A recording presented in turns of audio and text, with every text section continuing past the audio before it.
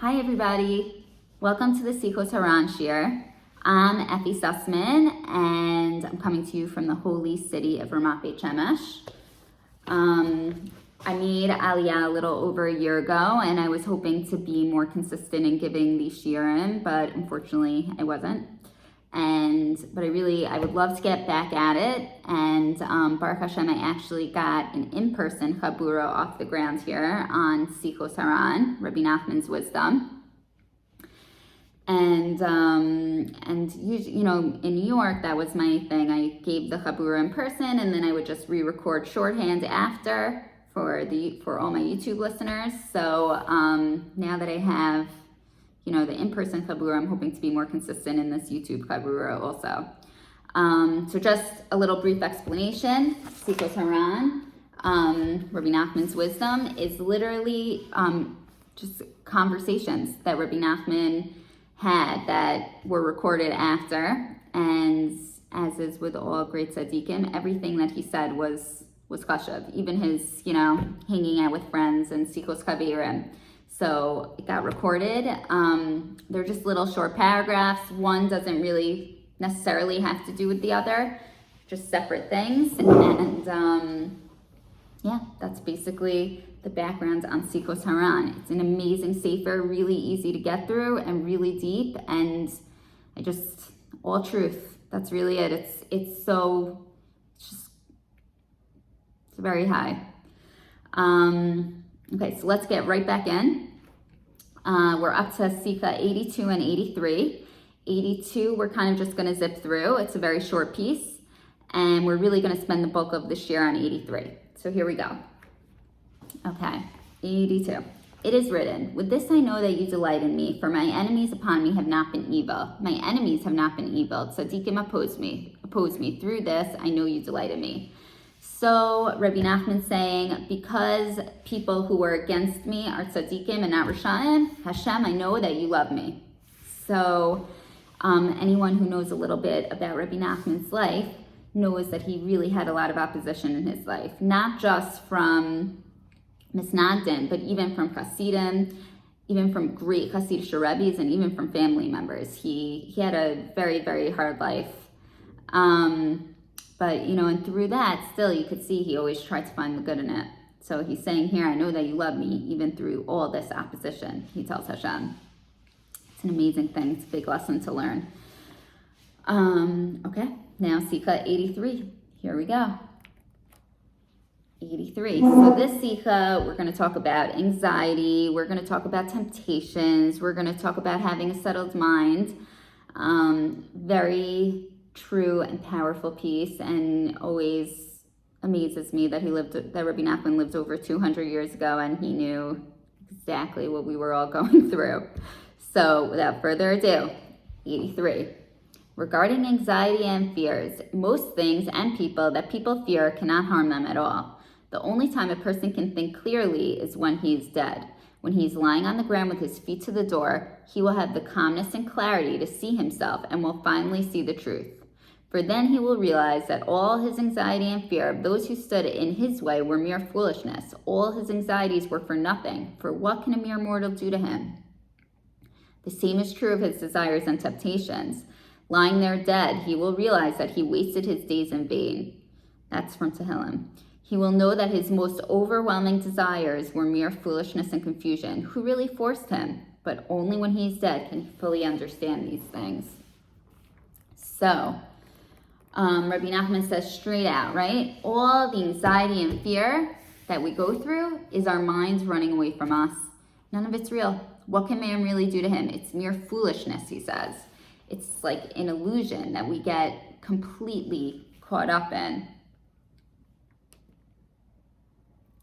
We just read Parsha Bereshis, and we see that Adam goes around and he's able to name all the creations. He has this gift of thought that Hashem granted him, and he can think and he can understand and he can find the appropriate names for each being, each thing that exists in the world. So there's this aspect of Hashem co-creating with him, of Hashem letting us rule over the animals and fish And most of the world, because of this fact that he bestowed this thought and understanding on us. And even in Parshas Noach, it says, Hashem tells Noach, and you're going to rule over all the animals. We have this extra. We have something extra that the rest of the world doesn't have. The rest of the creations don't have. And this extra is really this gift of thought that Hashem bestowed on us. We have this Tselem Elokim, this piece of us that's part of Hashem. And it gives us we have this extra piece of developed thinking that allows us to rule over. It's an amazing gift, amazing, amazing gift. And when we take it a step, just to take thought a step deeper, through this gift of thought, we all create our own unique realities. No two people are the same, and nobody thinks the same way. And nobody interprets the same occurrence the same way. It's our humanness. We all walk around on the same planet. We might even have very similar circumstances, but we think differently about them. Just a silly example. I watch a movie and you watch a movie. I think it's horrible and you think it's amazing. It's just same movie. Nothing happened, but because of this developed thinking that we have, this thought, we just look at it completely differently. And with that, our free will, our free thought, come different anxieties and fears, and as we read, also temptations, right? We have different pullings towards different things. But it's all happening in our heads. It's all happening in our own unique reality that we're living with. It's something within, not necessarily something from the outside world. So I love when I learn things like this, because it just reminds me to wake up. It reminds me that all this stuff that I feel that's so real, that's weighing on me and weighing on me and weighing on me, it's actually mostly self-induced and mostly happening in my mind and not anywhere else. If you think about it, look how often we live in the same thoughts over and over again. And when you see this, it's just so refreshing when new thoughts can actually come in, when you're not as attached to your thinking, and it could just kind of fly up away a little bit further away. Just, you have some distance between it, and then new thought can come in. So again, this is really a big gift that we have, this big gift of thought, but with it, our anxieties come in, and fears and temptations and all these different things. And I think this is really what Rebbe Nachman is getting at. Okay, we're gonna read on a bit, but again, it's just interesting that he says only when we're dead are we gonna have this true clarity where we see it's all made up in our minds. Obviously, it's a challenge to get there, but not to be dead, but it's a challenge to get to this true clarity. So let's read on. Let's see more about what he says. There's also a deeper meaning to this. It is not the person, just pulling up. Okay. There's also a deeper meaning to this. It is not the person who fears, but something else within him. One may realize clearly that the thing he fears cannot harm him. Still, he cannot help but be terrified of it. This is because of that something with him that generates his fear. We actually see many people with ridiculous phobias. They themselves realize the foolishness of their fears, but they cannot overcome them. When we shout suddenly behind a person's back, he becomes startled. He exhibits fear even before he knows of what to be alarmed. He can have fear without it entering his conscious mind. But fear is not in the conscious mind, and therefore it does not have to be rational. For the fear actually stems from something else within a person. So Rebbe Nachman is saying here that there's a deeper meaning about these fears and anxieties and temptations that we have within us. He's saying, it's not just, sometimes we know they're irrational. We know that it's made up, but still we tend to be drawn to them or fear them or whatever the instance is. So Rebbe Nachman is saying it's actually something deep within. It's not outside of us. It's something within us that makes us fear. Just a funny story, because Rebbe Nachman says something like this.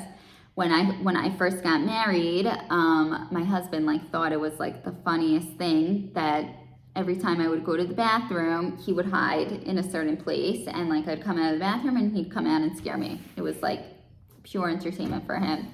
And every time I knew he was gonna come out and scare, every time I went to the bathroom, I'm hey, when I come out, I know my husband is gonna be hiding someplace and jump out and scare me. And so it happened every time. And so it happened every time that I jumped 10 feet and I was petrified. He doesn't do that anymore, don't worry. But it's this. It's it's there, it's irrational, but there's something deep within. There's this fear that it's not necessarily our choice. It's not necessarily part of our conscious mind. It's subconscious. It's internal. I think also just this is so amazing also how Rebbe Nachman says it, because he's kind of showing the humanness in each person. He's telling us, yeah, sometimes you're being crazy. You know that your head is running 50 miles per hour ahead of you. And you just can't stop it. You can't rein in your thoughts. And he's saying that this is the way, Rebbe Nachman's saying, this is the way Hashem created us. It's something within us. It's not necessarily, we can't necessarily control it all the time. But, if you think about it, he's really saying, don't blame yourself. Sometimes we sit there and we're why am I so depressed? I'm what's wrong with me? Or why do I get so angry about this? Why can't I just let it go? Why does it bother me so much? Whatever our personal nisyonos are, a lot of times we judge ourselves on them. And Rebbe Nachman's saying here, he's telling us, it's not your fault. This is part of life. This is part of how Hashem created us. This is part of who we are. We have these thoughts. We go through different emotions throughout the day, throughout the weeks, throughout the years, maybe throughout the minute. Whatever it is, it's human, and it's fine, and it's part of us. And obviously everybody always wants to feel good and doesn't want to have these feelings. But I think if we're aware that we're judging ourselves through this feeling and through what we're feeling, and if we just realize to let it go and not to judge ourselves and just to accept that this is how it is at this moment, then I think it, at least one part of feeling bad is solved. We just need to accept our emotions and accept how we're feeling. It's human. It's natural. Rebbe Nachman's saying it right here. I'm going to continue reading. The same is true of desire. One may realize that his desire is utter foolishness, but still it remains strong. Here again, it is not the person whose desires, but something else within him. Even when one realizes that foolishness of its desire, this something else continues to want it. So Rebbe Nachman's saying here, the same is true of desires. Sometimes you have desires, but you can't shake them. They're there. I know that I should be doing the 10 piles of laundry I have in my room, but I prefer to watch a show on Netflix. It's there. I can't, it's ridiculous, but I have this urge for whatever reason. So sometimes, it's not just anxiety. It's the same thing with the foolishness. I'm sorry. It's not just anxiety. It's the same thing with temptations. Okay, so what's the Eitzah, right? What are we going to do about it? If you learn to settle your mind, you can easily rid yourself of all these fears, anxieties, and desires. You must realize that these fears and desires are really nothing, and that something else within you is responsible for them. Understand this, and you can overcome everything. For you have free will. You can easily train your mind to discard that which is inside you, and that causes your fears and desires. So Rebbe Nachman gives us the Eitzah. Learn to settle your mind. Yishuv Hadas. Learn to sit and settle it. And if you learn to do it, then you can get rid of all these fears and desires. So, unfortunately, I can only testify to this because Rebbe Nachman said it. I can't claim that I have the most settled mind and that I don't have fears and temptations. But I can say that at different times in my life were points where I felt more settled, then the fears and desires weren't as strong. They didn't pull me as much as other times. So I could definitely see and understand the truth to this. Also because Rebbe Nachman says it, but I'm saying through personal experience. So, okay. So that's what we got to do, guys. We got to just get this settled mind and then we're good to go, right? So I think it's a little easier said than done, should I say? So let's read more pieces from Rebbe Nachman and see how we get the settled mind. What are the tips and tricks to accomplish this? So the next piece we're going to read is from Likutei Moharan Tanina. That's the second Likutei Moharan, Torah number 10. And he talks about exactly this point, and he's going to talk about how to achieve this, how to get this settled mind.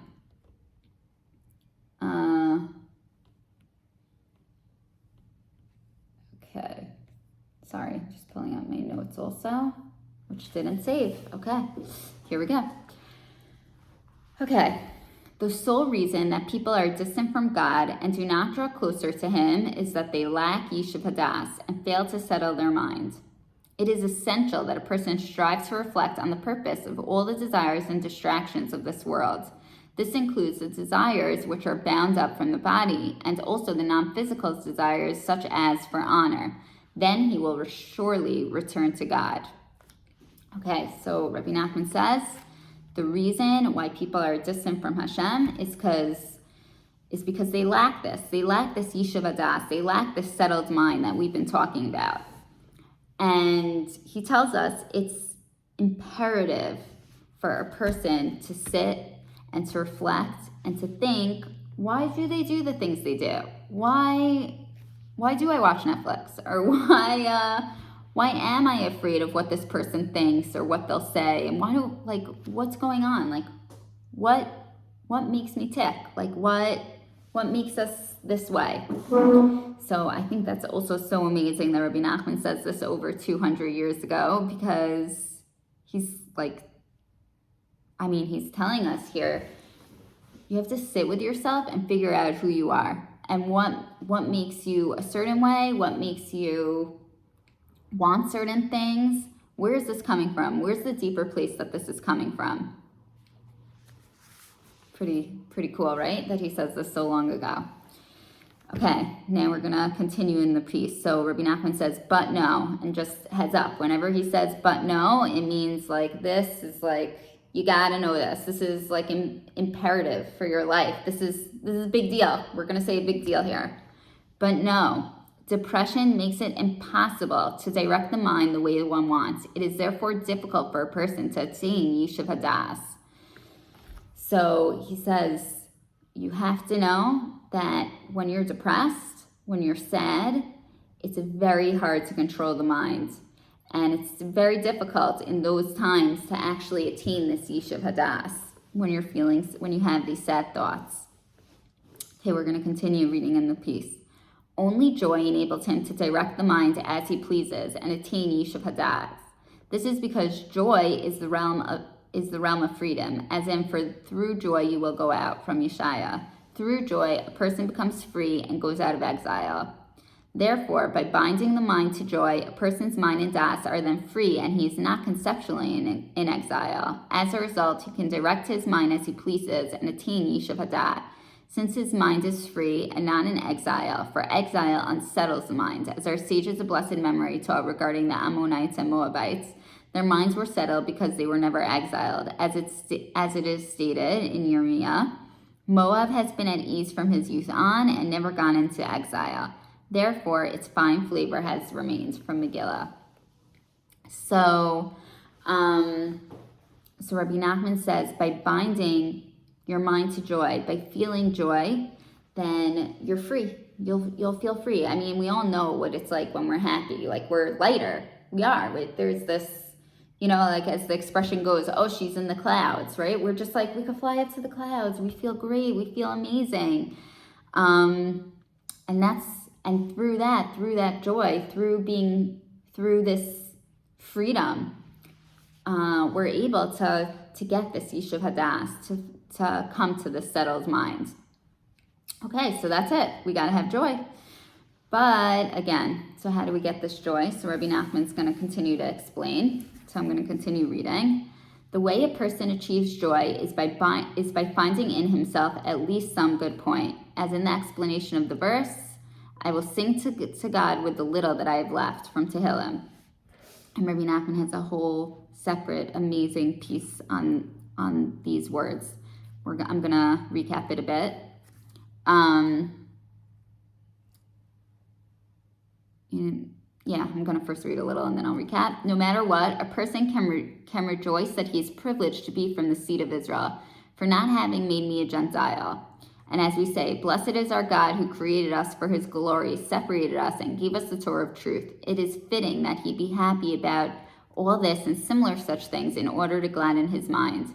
This is the meaning of a jovial mind from Gemara Shabbos, which is a great thing. It refers to his binding joy to his mind and da'as, so that with the mind set free, he attains Yishuv Hadas, and also on high, a great unification is made by his being of a jovial mind. So how do we achieve this joy? Rebbe Nachman tells us, by finding the good points within us. So I want to recap this piece. It's called Nekudos Tovos, finding these good points in ourselves. Rebbe Nachman has a different Torah that explains this at length, and he says that a person needs to judge others favorably. That's how the piece opens. You need to look at another person, even if it's a Rasha, and find something good within them. Find something that they have that's good, and that's not tainted, that's not evil. Rebbe Nachman says when you do this, it's not just a nice thing to do. Oh, you found something good about that horrible guy. It's not just that. You literally tip the scales for him in Shemayim. Like Hashem will look at him more favorably because you found this good point. You uncovered this good point. Then Rebbe Nachman takes it even deeper and he says, okay, it's not just with other people that you have to do this with. You have to do this with yourself. You have to find these good points in yourself. I know we've talked about this a lot of times in this year, but like we're so good at throwing our mitzvahs in the garbage, right? We're so good at finding everything wrong with everything we did. I davened today, I didn't have kavanah. I'm sitting and giving the shir, but the shir is horrible. I don't know who would listen to it. Like whatever it is, whatever we're going through, we're so good at just like chopping it up and throwing it out. Like it's something that I think is so important to work on. And Rebbe Nachman says here that even if you can't find one thing to be happy about, then just like start with something simple. Start with the fact that you were born a Jew. You were created a Jew. You're already chosen. You're chosen. You already accomplished that just by being here. And then from that, you could find another little piece of good. And you should just keep on building yourself slowly and slowly through that. Okay. Very powerful. So we're going to read this last piece that I brought in from Yeshivas HaNefesh. It's in Hebrew. I'll just recap it after. Od Eitzel Hazeh sheismach et atzmo v'yagil v'yasis b'nekudaso b'hatova b'mesh hazachel lihiyot mizar Yisrael u'liskarev la'anshe emes hamolichin u'madrikin oto b'derech ha'emes. Asher al yidei zeh eich she'yeh yesh lo tikva tova l'netzach v'al yidei hasimcha hazot hu mishaber haklipos shehem hamnius v'chulei shebechol darga. So Rebbe Nachman says from Yeshivas Nefesh, another good eitzah is that a person should just be happy again about this nekudas tovos within us. And even this nekuda tova, and even again, if you can't find anything good, it's enough to be happy that you're part of Knesset Yisrael, that you're part of Anshe Emes, people of truth. That's who we are. And we could lead with that and feel good with that. And he even says something something amazing also through this simcha of being a part of this nation. We can break all the klipos, all the obstacles, and all the manios, and all the trials and tribulations that come to us just from really honing in on this amazing thing. And he says, Yesh lo tikva tova lenetzach, like forever you could be happy about this. This is like, there's this hope that forever you could feel just by the fact that we were created Jewish. And as I said before, you take that little bit of the fact that you were chosen, you're here already, and you take that and then you build on it, and you build on it a little more, and you build on it a little more until you have true joy. So I just want to give us all a bracha that we should come to a settled mind and come to true simcha, and the fears and anxieties and temptations won't be as strong in us. Mirz Hashem, bless us all. So thank you so much for listening and for joining in, and Mirz Hashem, we're gonna continue again next week. Okay, have a wonderful day.